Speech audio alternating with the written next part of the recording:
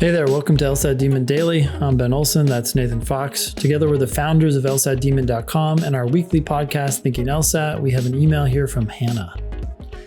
Good afternoon, Ben and Nathan. I hope you're well! I've been listening to the LSAT Demon / Thinking LSAT podcast for a few months now, but this will be my first time emailing you. I wanted to ask a question regarding recommendation letters for the law school application process. Do you think and this is all in bold. Do you think it is a bad idea to ask for recommendation letters 1 year or longer ahead of time before applying? No. I'm asking because I'm considering taking a gap year before law school, but I worry that if I wait 1 year after graduation to ask my professors for a letter of recommendation, they will not remember me as clearly and thus won't write as strong of a letter. So I was thinking of requesting them sooner and then saving them for when I actually apply. And I wanted to hear your thoughts about this. Do it. Do it. There are no rules against it. LSAC is not going to take issue with those letters. I can't remember how long your Credential Assembly Service account lasts for, but it's 3 years or 5 years. And you're totally right that they won't remember you as clearly if you wait a year or even 6 months. Yeah, and we just talked about this on the Thinking LSAT podcast, but basically get the letter now. If you want to update it for any reason, it's going to be astronomically easier for that professor to do so in a year or two from now. They will look at the letter. They'll say, oh, yeah, you. Okay. Do you want me to put a new date on it?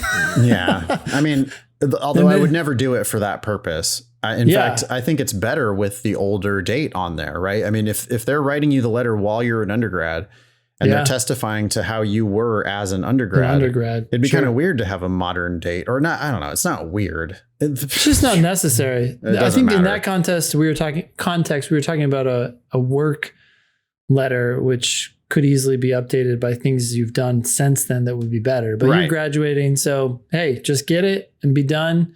You'll save it in LSAC. And if you decide never to use it, you don't have to.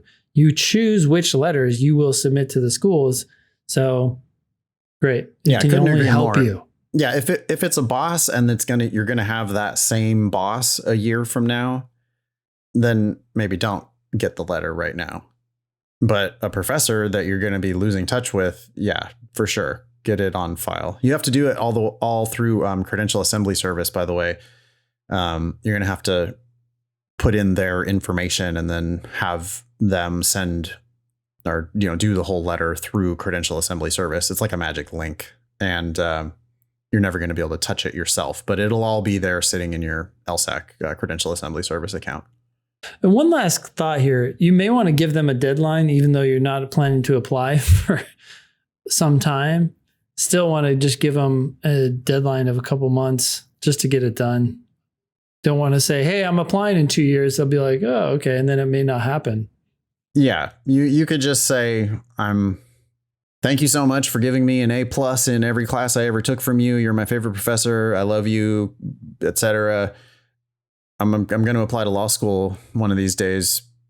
Is it okay? Can I ask you if you'd write a letter for me? Or just say, I'm applying to law school. Can you send me a letter? Yeah, the part I wouldn't put is I'm considering taking a gap year and, I might not even need this until 2025. Like, don't do that. Yep, exactly. Email daily@lsatdemon.com if you'd like to ask us a question or share some LSAT or law school admissions news. Thanks for listening.